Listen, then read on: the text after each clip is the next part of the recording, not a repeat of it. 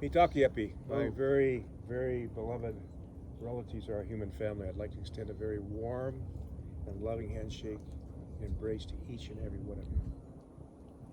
Knowing that each of us is born to this world of time and space as sovereignty, ancient, imperishable, and everlasting. And so here we are, at a time when the great visionaries and the poets and the messenger of the Creator have foretold.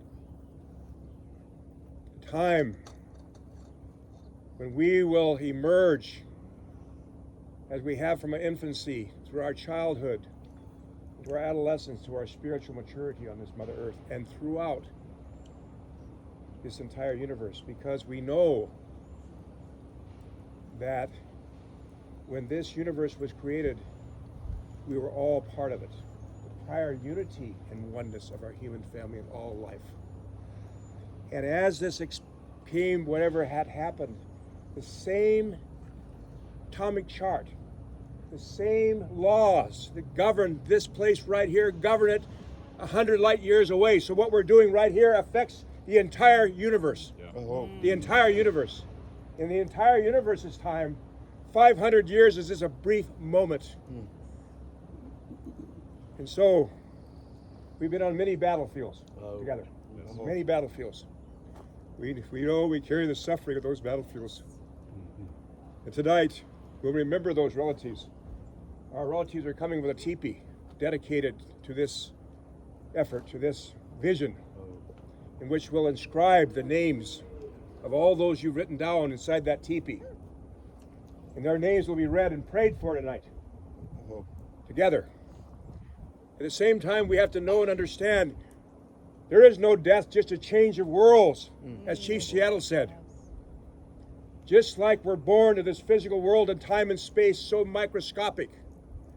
What is our purpose? To grow our physical arms and legs and eyes and ears to prepare us for this world. We're growing in the womb world of our mother. We have no idea of this world out here. Nothing. We're here.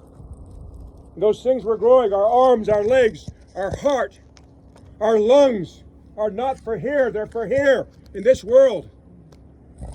Because if I try to breathe in amniotic fluid, I drown. Instead, I'm living from the world of my mother. She's feeding me. She's feeding me. And yet I'm growing stronger and stronger. I start doing my isometrics towards the end. Getting ready for my journey. Getting ready to come out to this world. We even knew at that time, as Tesla and Einstein said, the future of medicine's vibration. We had certain songs we'd sing, those children, vibrations. And the time came, just like our death, we don't know what's going to happen. We don't know. That's why we always dress well every day, because we might meet the Creator. We're going out to battle, we got to dress well. You might meet the Creator. And sure enough, the time comes. Now, we come to this world. So what's my purpose here? Certainly not to grow more muscles. That sure doesn't work out in the end. I tried that. I did a lot of weightlifting. Look at me now.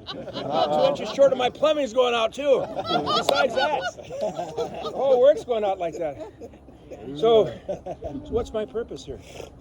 Just as in the womb world, my purpose is to grow my physical arms and eyes and ears. My purpose here is to grow my spiritual arms and legs and eyes and ears. To become more kind, be more compassionate, to be more wise, to be more insightful, to humble myself before the holy power, the Creator. That's all we have to humble ourselves for. And any commitments we make in the staking ceremony, that's between us and the Creator. That is a sacred relationship that no one has a right to try to impose on or proselytize you. That's our perspective. It's something that's in your soul. If we can share it, let's share it by example, by love and compassion and kindness.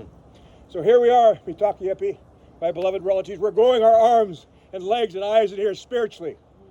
And how beautiful it is to be in a place where there is no divisions, where we see these beautiful human beings.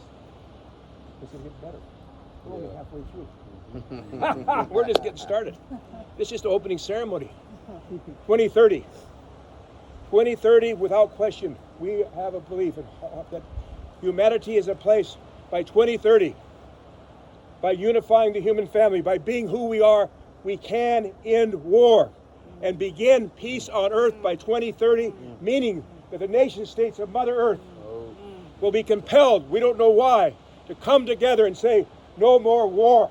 Can you imagine the amounts of trillions upon trillions of dollars that can be spent then to uplift our human family, to refine the brain, to help those who need healing? This is what the future is, Mitakiapi. This is where we're going, and this is where you're leading us, and this is why we're so happy to join forces in one heart, in one mind, in many bodies, as Toshuka Wiko said with his sacred pipe. We go to battle, he said, we become one heart, in one mind, in many bodies. But he also said, I'll come back with thunder, lightning, and rain, at a time when all the children of Mother Earth will gather beneath the sacred tree of life. All of us together, with one heart and one mind. I want to recognize here a couple of things. You know, in our Dakota language, we have a word for your wife. It's the greatest woman. She calls you the greatest man. So there's a greatest woman here. My wife sent a little something down to her, Shirley. This greatest woman is a mother of two incredible, wonderful, incredible sons. And my wife said, there's a woman behind this. You send her this maple syrup. You got that? And also, we have two others. We have to know behind these guys, Alicia and Becky. And so my wife said, you better get them out there, because they'll be behind the scenes doing all the work. I see you all do the work. There we go.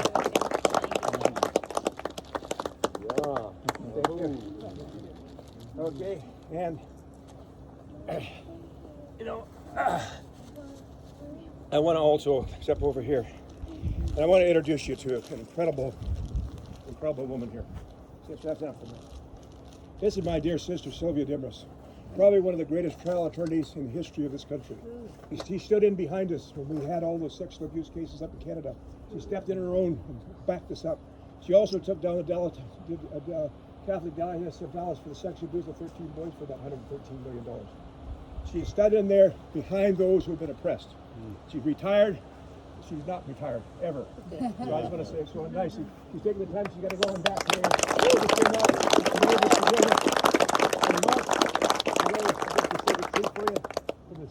Since we're both in the state of Washington, all at the University of Washington. I'm so happy.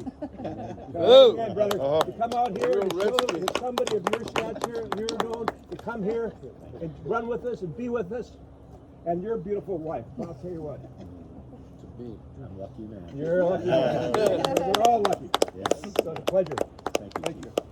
So, again, I just want to thank everybody for time to go to run. We've got our beloved here, loved ones. And tonight, for those that wish to, we're going to pray in a sacred teepee, in a sacred way. And just run tonight for those that choose. Let's share with that. Oh, you talk to me. John, when we say at the end we're done, we say our name. Shukmano Hemedo Chinupasapa Hemedo Halmichan Tewashte, which means my name is Shukmano. My name is Chinupasapa. And I stand fully responsible before the Creator for my words and my actions. That's what we say at the end.